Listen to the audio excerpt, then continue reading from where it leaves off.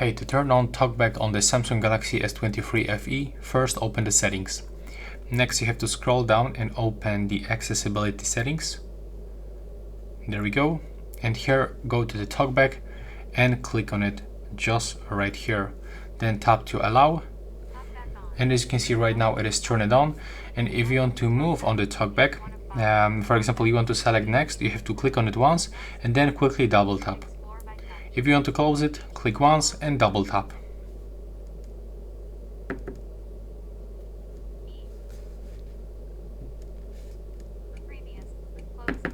Yeah, and we have to do this quickly, so you cannot wait too much time, so just click and click one more time. And if you want to scroll, you have to use your two fingers, because when you move with the one, you cannot do this. But with the two fingers, you can actually scroll. And yeah, that's all for this video. Right now, please subscribe to my channel and bye bye.